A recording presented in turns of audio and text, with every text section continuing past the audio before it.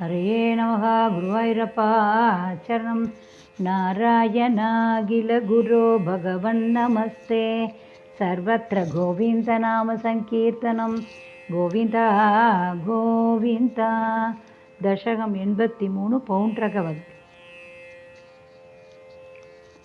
रामेथ गोकुलगते प्रमदा प्रसक्ते ऊदानुभेदयमुनादमने मदान्धे स्वैरं समारमतिसेवक वादमूढो दूतं न्ययुङ्क्त तव पौण्ड्रक वासुदेवः नारायणोऽहमवदीर्न इकांसि भूमौ दत्से किल त्वमपि मामगलक्षणानि उद्धृज्यतानि शरणं व्रजमामिति त्वां धूतो जगात सकलैर्हसितः सभायां दूदेतया तवति यादव सैनिकस्त्वं यादो ददर्शितव बुः किल पौण्ड्रकीयं तापेन वक्षसि हृदाङ्कमनल्पमूल्य श्रीकौस्तुभं मकरकुण्डलभीतचेलं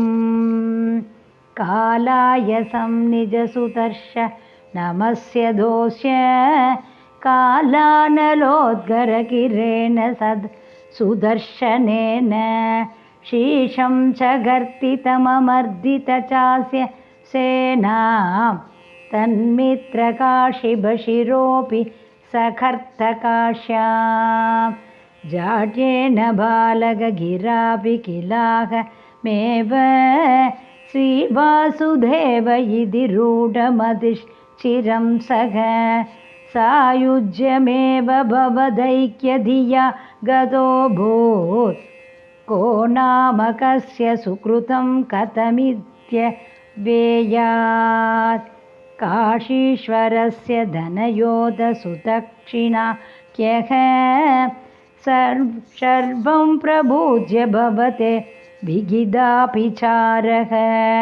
हृत्यानलं कमपि वानरनादिभीतैर्भूतैः कथञ्चन वृतैः सममभ्यमुञ्चत् तालप्रमाणचरणामखिलं दहन्ती हृत्या विलोक्य चकितैः गतितोऽपि भौरैः द्यूतोत्सवे किमपि नो चलितो विभो त्वं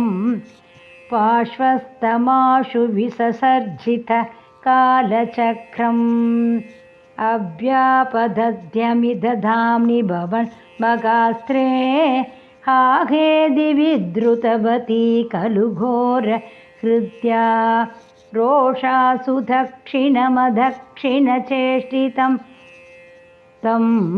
बुब्लोषचक्रमपि काशीपुरीमदाक्षीत् स खलु विविधो रक्षो घाते कृतो भकृतिः पुरा तव तु कलया मृत्युं प्राप्तुं तदा कलतां गतः नरगससिभो देशक्लेशं सृजन्नगरान्तिके झटिति हरिनायुध्यन् नद्दापपादतलाहतः साम्भं गौरव्यपुत्री हरणनियमितं सान्त्वनार्थी कुरूणां यातस्तद्भाग्यरोषाधृतकरि नगरो मोचया मासरामः ते गाद्याः पाण्डवेयैरिति यतु पृथनां नामुचस्त्वं तदानीं तं त्वां दुर्बोधलीलं पवनपुरपते तापशान्त्यै निषेवे श्रीहरे नमः गुरुवायूरप्पा चरणं नारायणाखिलगुरो भगवन्नमस्ते सर्वत्र गोविन्दनामसङ्कीर्तनं गोविन्द गोविन्द।